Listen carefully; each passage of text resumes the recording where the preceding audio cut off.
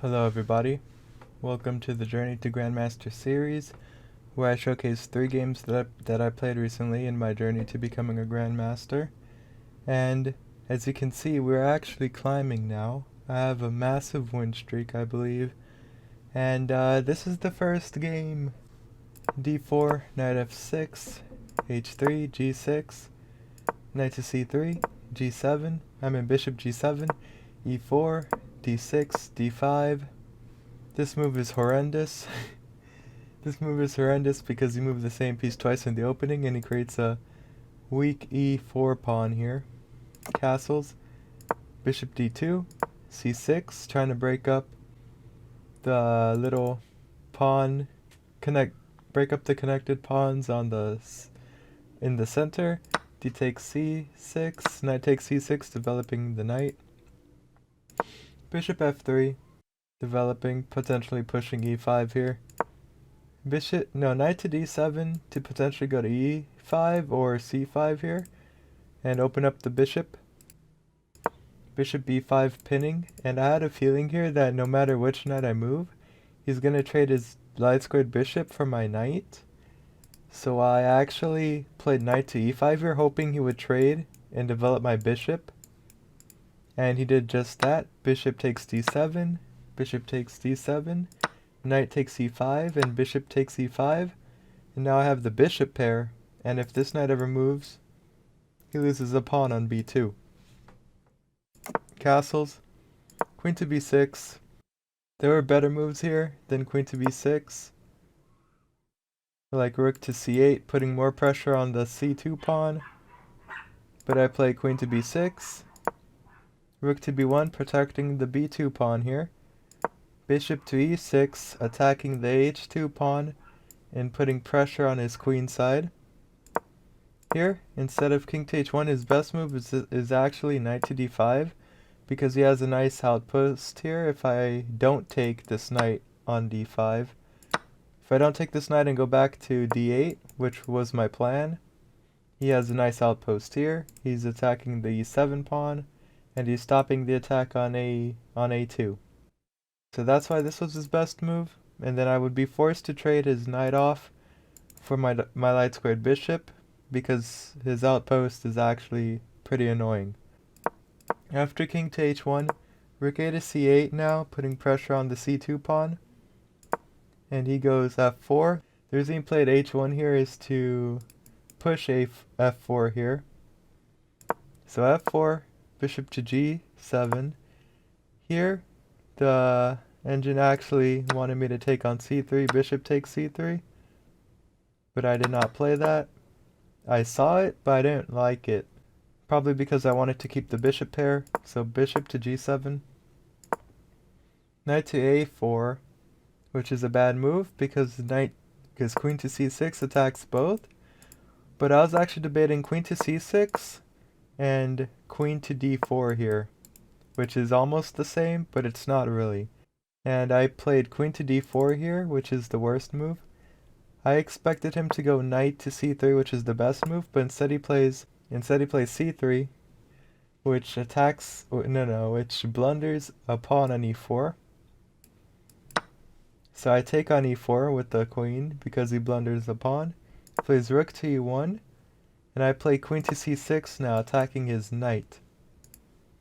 And he plays king to c2, completely forgetting that his knight is trapped here by the move b5, because now his knight has no spaces. And he plays b3, hoping to open up the b file after I take his free knight on a4.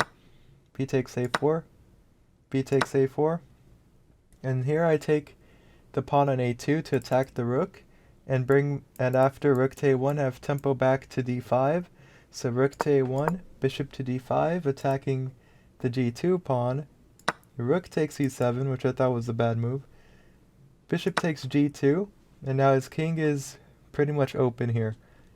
Queen to g1, attacking. I go back to d5, and he takes the pawn on a7. Here, I should have played something like rook f to e8 and trade off the rooks, but instead I played bishop takes c3, which walks into a pin, and the best move here is actually bishop takes d2. sacrificing the queen and taking on f4 with check, and after king to g1, you take the rook on c6. And now you're up 2 bishops and 2 rooks versus a queen and a rook, which is a winning endgame, because 2 rooks is worth more than a queen, and 2 minor pieces should be worth more than a rook. Like, for example, a knight and a bishop combo is usually better than a rook. So this is a winning endgame. I'm also up 2 pawns here as well, but I didn't play that because I didn't want to sacrifice my queen. So I play rook to a8. He plays rook takes c3. I believe he wasn't supposed to take. He plays rook takes c3, rook takes a7, rook takes c6, my queen, rook takes e7, and now here I'm threatening a check. For example, if he saves his rook, let's say rook to c1, rook to e2 check, and he loses a bishop. So bishop to b4, sacrificing his rook instead of his bishop. Bishop takes c6, bishop takes my pawn on d6, rook to e2 check, g3, rook to d8, so I could go to d3, rook to d3, so he goes bishop to f5, rook to d3 check, and he resigns here. Game 2, I am black, and this is one of my favorite games I played recently. This involves a King's Indian defense, and I played this so well. So it starts off with the d4, knight to f6, c4, g3, knight to c3, bishop g7, e4, d6, f3, the same-ish variation of the King's Indian defense, castles, bishop to g5 variation, or the Steiner attack. I play c5 because you usually play c5 in the same-ish variation, and for example, if you play e5 here, it's a blunder because e takes d5 and then you trade the queens, and knight goes to d5 here, and you either lose a rook or you lose a pawn on c7. For example, knight takes d5, bishop takes d8, and then knight to b4, and you lose a rook. But if you choose not to, let's say you choose not to trade the knight on d5, let's say knight to d7, knight takes c7, rook to b8 can also be played. Or, after knight to d7, you can actually long castle, put more pressure on the rook, and threaten some nasty stuff here. So that's why in the King's Indian defense, if an opponent's bishop is on g5, you do not play e5, you actually play c5 here instead. So d5, a6 to prepare b5 here, d2, queen to d2, rook to 8, potentially going to e6 here and doing a trade. Long castles, which is completely bad because my pawn chain is facing his queen side, and that's where I'm going to be attacking, and his king is already weak because he moved c5 here. So my pieces are coming in, and he castled where my attack is going, which is very bad for him, which is why it's +1 here. Knight to d7 is played. He plays bishop d3, which is a dead bishop, and I play e5 here, trying to trade off his light squared bishop. He plays h4, allowing me to take his bishop on d3. Queen takes d3, and h6, booting off his bishop. So he takes... I believe this was the worst move he could have done, because after bishop takes f6, I have all the dark square control, and I'm x-raying his queen side here, and he will not be able to push any pawns on the dark squares here. I have full dark square control, and this is positionally winning for me. So he plays f4, and here I played g7. I could have actually played b5 here, and like let's say e5. I can take, and bishop takes e5, and I would be completely fine here. There's also after b5, if pawn takes b5, a takes b5, and if knight takes b5, you can actually play rook to b8 here, and you're eyeing this pawn here with an x-ray. I did not see that I could play b5 earlier in this match. I actually wait to prepare b5 here, but I could have actually played it earlier because of this awesome x-ray here. In the later parts of this game, I could have also played it earlier, but I played it later because I did not see the x-ray until I actually played the move b5. So, now I know for future references, if you play b5 here, there's actually some good tactics that allows you to put way more pressure on this pawn on b2. So, after bishop g7, f5 is played. The point here is if takes, he can push e5, and after bishop takes e5, his queen can take with check. So, here, I didn't do any... Okay, so the engine prefers g takes f5 and e takes f5, but I did not play that. I calculated that's actually fine. It's actually very fine if I allow him to take instead. So rook to b8, preparing b5. I could have actually just played b5 here if I wanted to. And the same rules apply. If he actually takes, I'm completely winning here. The reason I say knight takes b5 here, even though the engine doesn't recommend it, is because most players in my elo would actually take on b5 here and not see this, which actually occurs in the game later on. So rook to b8, preparing b5, h5 here. Here the engine prefers g takes f5 again, e takes f5 again. But here, I saw an opportunity to solidify my kingside defense by playing g5 here. So now no pawns can ever attack my kingside here because I have full dark square bishop control, full dark square control. And here, he plays g4. I did not see the meaning behind this move. It just helps solidify my kingside defense. So I play b5 here. And he actually plays c takes b5. His best move is queen to c2 here. And e6, breaking up all these pawns. But he plays c takes b5, which is completely losing for him. A takes b5. And here he should not take on b5, but he takes on b5. And now his knight is pinned to b2. And this is how he lost. So here I was debating bishop d7 or queen to b6, attempting to win this knight and put more pressure on the b2 pawn. But there's actually a better move here, like bishop to a6. And here my subconscious actually suggested c4 here for a second, and I just saw a queen takes, and I didn't think further into this line. I thought it was just some random move my brain saw.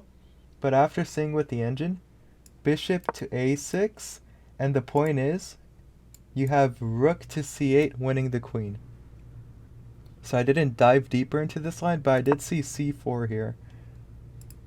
So instead I played queen to b6. A better move could have been bishop to a6 with the pin, but bishop to b6, threatening to win the bishop. I meant the knight, for example d7 or a6, and this pawn is just falling. So a4 is played, protecting the knight. I played d7, again, a6 was a better move, but d7's played, threatening to take on b5 here. And instead of queen to c2 here, he actually plays a move that I have no idea why he played. I was so confused when he played it, because it doesn't really do anything to help his situation. So after queen to a3 here, bishop takes b5, a takes b5, queen takes b5, and now there's 3 attackers on this one pawn. And he plays d2 defending, and here I was debating b7 and a8, and the reason I played b7 here is because I hallucinated that he could not defend this pawn after I double up, but I completely forgot he has h2 here. So as soon as I played b7, I was so ashamed because I knew a8 was the best move right after I saw h2.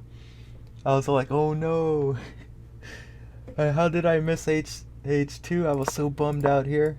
I was like, I should have went a8.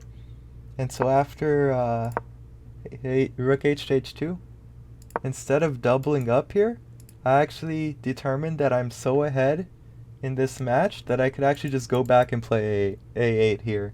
So I just go to B8, rook to B8, knight to F6, developing his knight very late, rook to A8. Now I have the A file. And queen to D3 here. And I didn't see checkmate with A1. And queen to B1 is the only way to save it. I did not see that. So instead I play bishop to B2, takes B2 check. And he goes king to C2. And I see his queen is looking at my queen. And I go, he doesn't really have much good squares here to defend his queen. His king here. So I just play I just play C4 here, booting out his queen from looking at my queen. I didn't want a queen trade here. I want to actually checkmate my opponent. So C4 is played. Queen to E2. And I play B3 check. And it's actually checkmate in the next move. Queen to B1, rook to A1, checkmate. And that was game 2. Game 3 is against a guy named En Passant.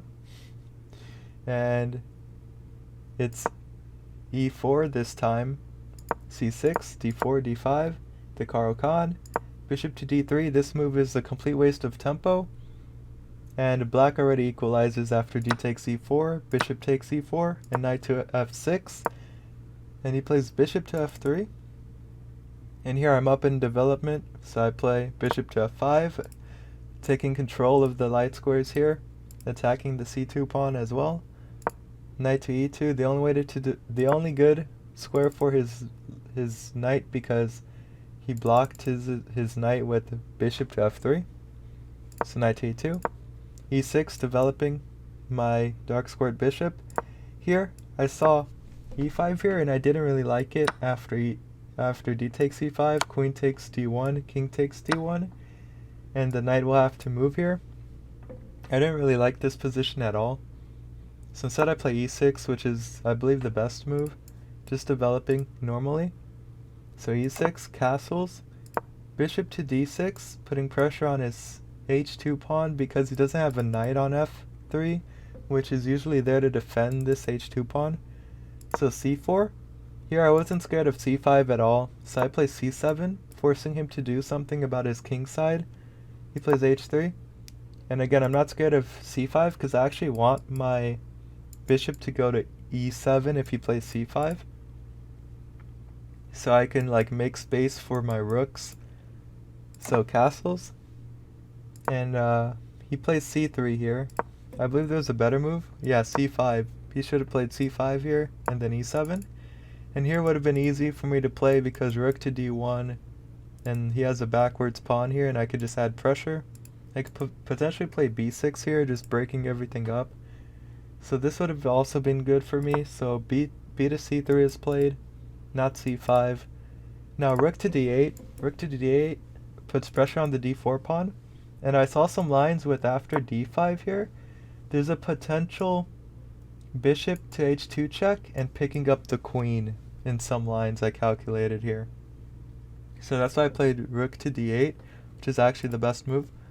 And here he plays bishop G5, pinning my rook. And here I was debating knight to D7 or bishop to E7, and I wanted to put pressure on the pawn. So I play E7, bishop to E7, and here his best move I calculated in the game was actually going back to F4, attacking my queen. And I wanted to put my bishop back on D6.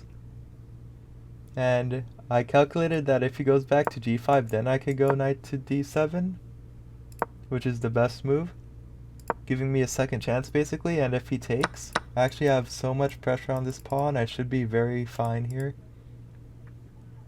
And instead of bishop to F4, he plays knight to F4, which is a very bad move because H6. And if he goes to H4, he gets forked. So he's forced to trade the bishop. So bishop takes F6, bishop takes F6, and now this pawn is hanging on D4, and this knight is hanging. And he only saw that the pawn was hanging, so he hits D5 here, completely forgetting that his knight was unprotected and being attacked. Here he should have played knight to e2, protecting this pawn so it doesn't fall. But instead he chooses to protect the pawn because he forgot that the knight was undefended. So queen takes f4, bishop, queen to b3, trying to take my rook after takes on b7. But I wasn't scared of that here. I go bishop to e5, threatening checkmate. And if he were to play g3 here, this bishop falls, and let's say he continues his plan, he's getting checkmated, and it's unstoppable checkmate here. And so this would be very bad for him if he plays g3. So I'm happy he did not play g3. He plays rook f to e1. Now here, usually rook f to e1 is a good move to survive checkmate, but the fact that my bishop can go to d3 actually wins me the game. His best move here is actually rook to d1, and in most positions where checkmate is threatened, rook to d1 is actually not the best move, but in this certain position it is, instead of rook to f to e1. And so I go rook to h2, oh sorry, so here I go rook to h2 check, and he goes king to f1, his only move, and here I play rook to d3 check. The reason why rook f to d1 was a better move was because it stops d3 check here. And after d3 check, let's say he moves knight to e2, checkmate, rook to e2, checkmate, bishop to e2, it's checkmate again, no way to stop checkmate, and he resigns here after bishop to d3 check. If you like this video, please leave a like, comment, and subscribe, and have a nice day. Peace.